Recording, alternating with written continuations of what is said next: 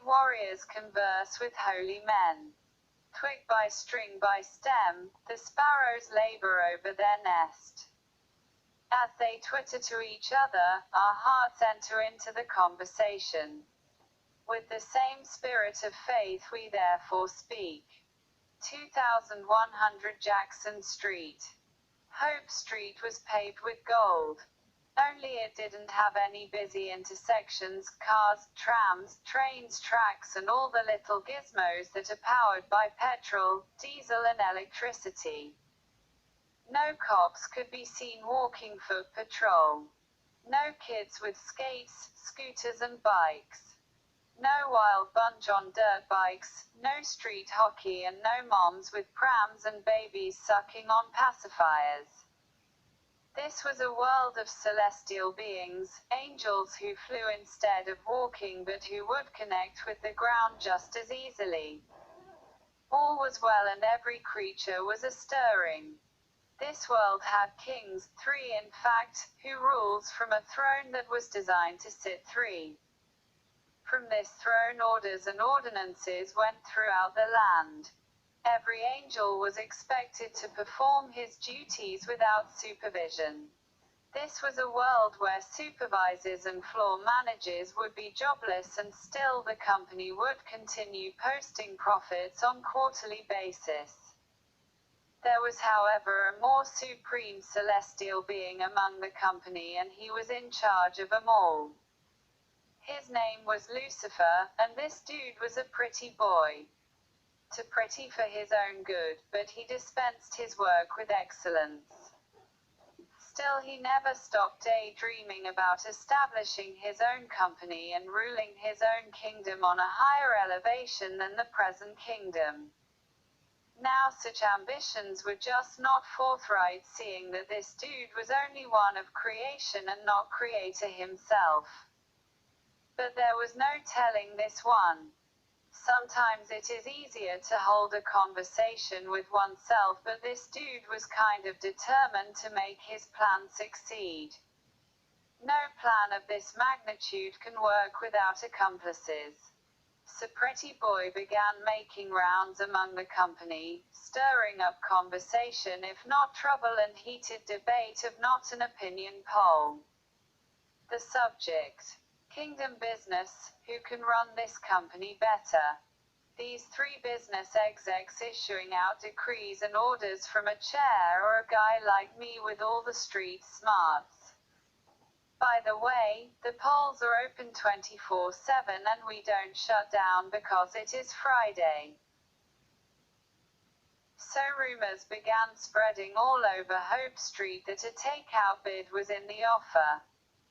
This was no takeout as in corporate takeout, but rather takeout as in takeout all you can and set up shop somewhere else takeout. The 3 execs were not worried about such a takeout plan. No other airspace could ever exist parallel to theirs. Pretty Boy can talk all he wants and in the end common sense will prevail. But they underestimated the power of free speech. Pretty Boy was running the numbers quite amazingly. A wise man once said that not everything is about numbers, yet this dude was doing his own Dennis the Menace number rather than doing his day job. The execs let this game play itself out. One could go a long time without a proper chess game. Besides, it could be fun. When the polls came to a close, Pretty Boy had garnered 1/3 of all the votes cast. This was not impressive considering the ad campaigns that went out and all the media spin-off. Still, it was a worrying conclusion. These dudes were not going to go down without a fight in their hands.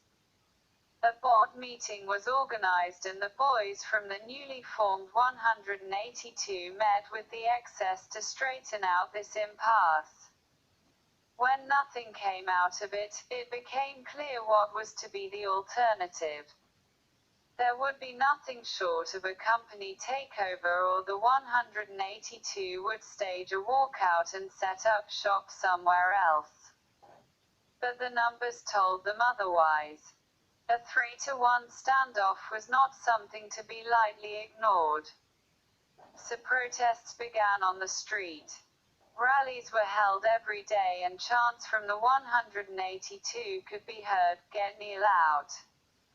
Bonfires were lit on every nook and cranny and night vigils were held. Soon violent altercations began to spread. What started as a demonstration quickly became a "Stick It to the Man" campaign. The National Guard was brought in to deal with these demonstrators. All manner of tactics were employed on both sides. Soon the G-men were able to subdue the rioters. When the fracas was over, the execs issued an executive order that saw the boys from the 182 banished from the kingdom. The celestial beings went into panic mode. After all, these boys were former comrades. But they had to get back to work. The decision was final and no amount of bargaining on the behalf could make a difference. Hope Street was in chaos and business needed to return to normal. After a concerted mop-up operation, everything went back to original state. The local 182 started looking for a permanent place to set up shop. The scouting quickly brought them to another world 3 doors down from their previous place. This joint was not as flashy as Hope Street. The dudes living in this place did not fly like they did. They did something second grade like touching the ground. Only it was not paved with gold but dirt. Jackson Street was the place, shabby but chic. Not such a bad place to set up shop. No execs telling us what to do. We could own this joint. So the local 182 began formulating a plan that would see the company establish roots in this place. But to their surprise, they found it already under the ownership of Creator. Their handiwork was all over the place. These dudes don't play fair, do they? How is it that every joint we set to take out already bears their hand, huh? We have to tear down this joint and put up a parking garage for our durable goods division. First on the menu, rules have to change around this place. These goody two-shoes have to see things our way or the highway. Wait a minute. No need to run altercation with these people. Our plan worked once and look where it got us. Why not use subtle tactics and win these dudes over? They're not all that smart. Piece of gum and screwdriver dismantle this crew. Yeah. We had a row more about a tree in the middle of this Jackson place. Dudes working this joint say it is off limits. Something to do with the end of the world and stuff. Fellas avoid it like the plague. They say it's cursed and all. One bite, oops. You're dead. Never heard such silliness in all my life, Pretty Boy told himself.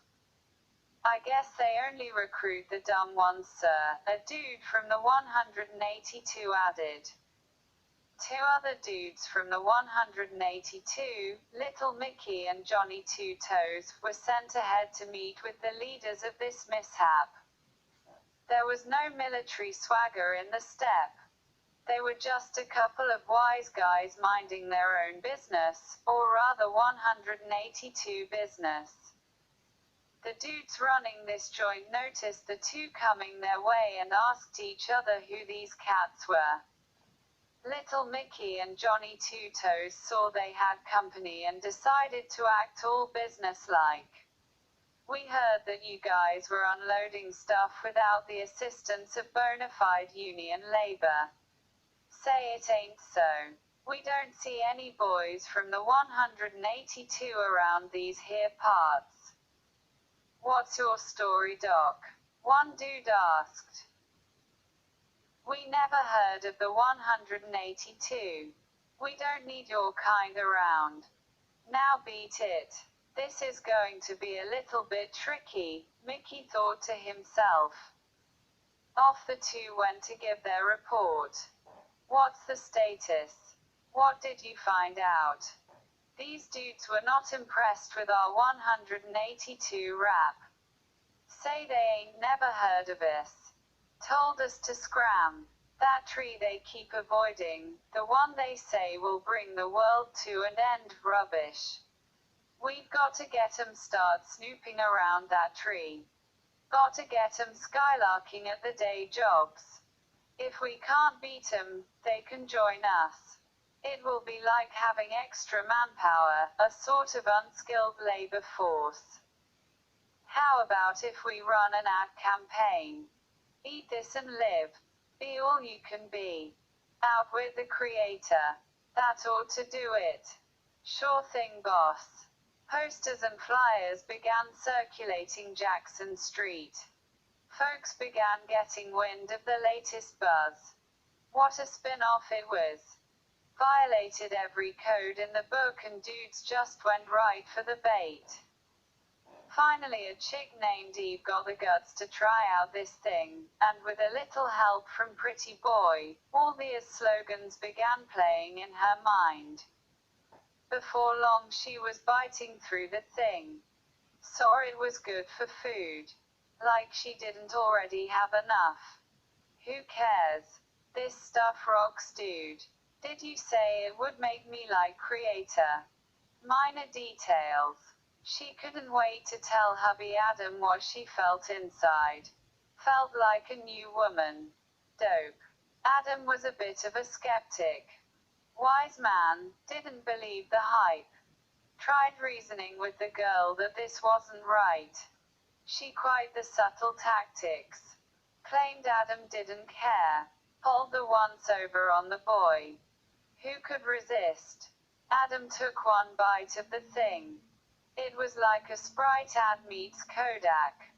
Poor fellows spread the word like wildfire. Before long the 182 boys were singing the cowboy blues. Pretty Boy had Jackson Street right where he wanted it. These folks had literally become his hired hands. The 182 was handed over the keys to the management office. The durable goods division became established that day. From then on things were going their way. Folks stopped listening to Creator and signed up with the 182. It was world domination from then on, all in the name of the 182. Folks did what they wanted and felt nothing. Said consciousness is what they were. So after chaos and bedlam had ruled the streets of the greater Jackson area, the execs decided to make another executive order. They decided to drown the place. Wipe out everyone from the place. Still not everyone was high on coke and rum. One dude named Noah was given a tasking order. Make a boat big enough to carry a bunch of zoo animals and your crew. For 120 years this enterprise went on. All the guys ridiculed the dude. The local press scandalized him all over the dailies. City Hall officials called the dude a joke on national television. There was no reasoning with him. This dude's got into this boat-making thing bad. If he wants to make a fool of himself, who are we to stop him? It was madrigal everywhere. Folks got hitched on a daily basis. One day this boat was finished and Noah packed the thing full of animals and all the food they could carry, plus of course themselves. Once inside the boat, the door was sealed from the outside. Only this dude and his crew had the access codes. No one wanting to get in would be able to. Rain like it had never been seen fell, triggering an end-of-the-world thing like it had been promised back in Jackson. The place got remodeled in a heartbeat. Nothing that had breathed Creator's air survived. After a long time, the boat settled on top of a mountain. Creation began anew from that day. But the damage had already been done. When Noah stepped out of the boat, the ideals of the 182 followed him and his descendants. Folks soon forgot that they had been given a new lease on life by Creator, and so it was back to basics, like the album. It was a trip. Durable goods division stores opened on every street corner and parking garages came up.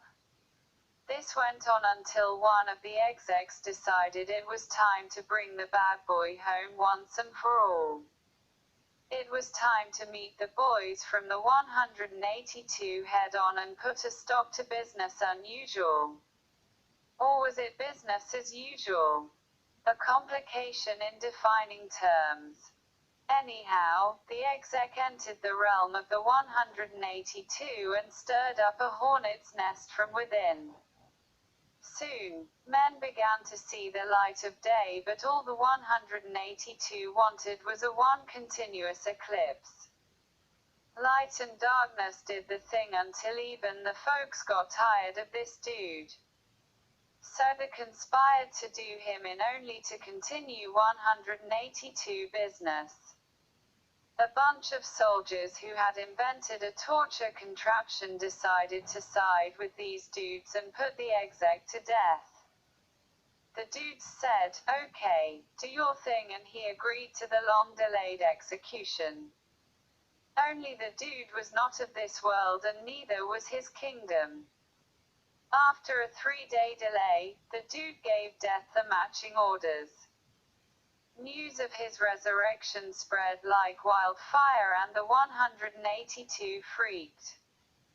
They became frantic and went to work spinning this thing as a gimmick, the work of subversives, who broke into his grave and stole the body at night.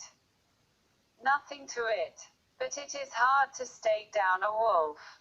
This dude had already gained popularity before his execution.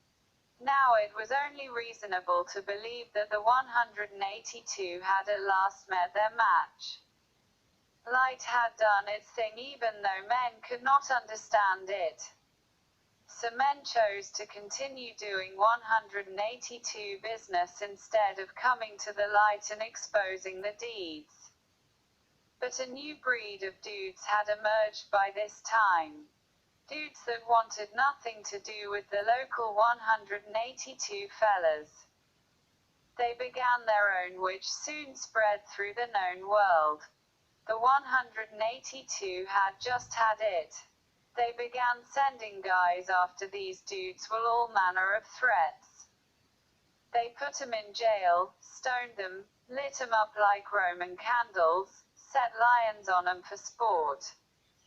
The chief 182 guy named Saul did all he could to stem the tide.